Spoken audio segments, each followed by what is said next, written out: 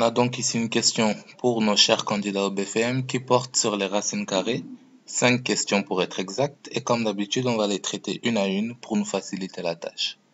Donc, la première question nous demande de justifier que A et B sont des inverses l'un de l'autre.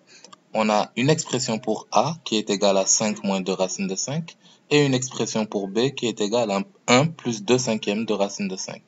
Et on veut montrer que A et B sont des inverses les uns de l'autre. Pour montrer que deux expressions sont inverses, il faut étudier leur produit. Et ce produit doit être égal à 1. Et donc, A fois B, on va essayer de voir si c'est égal à 1. A, c'est 5 moins 2 racine de 5. Et B, c'est 1 plus 2 cinquièmes de racine de 5. Est-ce que ce produit est égal à 1? Si oui, on peut conclure que A et B sont inverses les uns de l'autre. Donc, pour calculer A fois B, on va procéder à un développement. 5 fois 1 donne 5. Puis 5 multiplié par 2 cinquièmes de racine de 5. Les 5 se simplifient pour laisser place à 2 racines de 5. Ensuite, pour la deuxième expression, on a moins 2 racines de 5 fois 1, qui donne moins 2 racines de 5. Puis moins 2 racines de 5 fois 2 cinquièmes de racine de 5. Donc, le 2 fois le 2 nous donne 4. Et racine de 5 fois racine de 5 nous donne 5. Et la division par 5 reste inchangée. Ensuite, 5 divisé par 5 se simplifie. Et on obtient tout simplement moins 4. Remarquez qu'au milieu de cette égalité, on a plus 2 racines de 5, moins 2 racines de 5. Donc, on peut simplifier. Et on obtient tout simplement A fois B égale 5 moins 4. Et 5 moins 4, c'est égal à 1. Donc, le produit de A et B est en effet égal à 1. Et on peut donc conclure que A et B sont des inverses l'un de l'autre. En petit d, on nous demande de justifier que A et C sont opposés. Et pour montrer que deux expressions sont opposées, on va étudier leur somme. Si cette somme est égale à 0, on peut conclure que ces deux nombres sont opposés. Donc, essayons de voir si A plus C est égal à 0. A plus C, c'est 5 moins 2 racines de 5, plus moins 5 divisé par 5 plus 2 racines de 5, tout simplement en remplaçant A et C par leur valeur. Pour évaluer cette expression, on va ramener au même dénominateur, donc laisser un peu d'espace ici, puis multiplier le numérateur et le dénominateur par 5 plus 2 racines de 5. Comme ça, nos deux expressions auront le même dénominateur. Ensuite, on procède au calcul. On a ici 5 moins 2 racines de 5, facteur de 5 plus 2 racines de 5. Est-ce que vous remarquez quelque chose?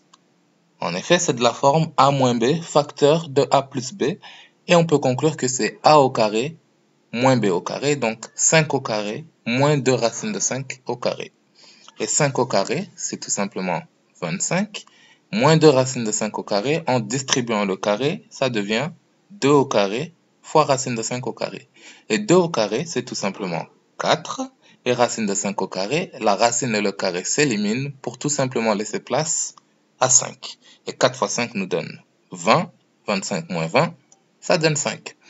Maintenant, remarquez qu'on a le même dénominateur, 5 plus 2 racines de 5. Donc, on peut additionner les numérateurs. On va donc additionner 5 et moins 5. Et 5 plus moins 5, ça donne tout simplement 0. Et sachez que 0 divisé par n'importe quel nombre est égal à 0. Donc, on obtient A plus C égale à 0. Et on peut donc conclure que nos deux expressions A et C sont en effet opposées. En petit 3, on nous demande de justifier que C est égal à moins 1 sur B. Et il est tentant d'aller directement vers le calcul, mais on a déjà quelques informations qui vont nous faciliter cette justification. On sait premièrement qu'en petit a, on a démontré que A et B sont des inverses les uns de l'autre. Donc qu'est-ce que ça veut dire? Ça veut dire que A est 1 sur B. C'est ça la définition d'un inverse. Et en deuxièmement, on sait aussi que A et C sont opposés. Donc A est égal à moins C.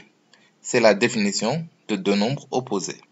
Si A est égal à 1 sur B et que A est aussi égal à moins C, on peut donc conclure que moins C est aussi égal à 1 sur B. Donc, en emmenant le moins tout simplement de l'autre côté de cette égalité, on obtient C égale moins 1 sur B comme désiré. En petit 4, on nous demande de justifier que B fois C plus 1 est égal à 0.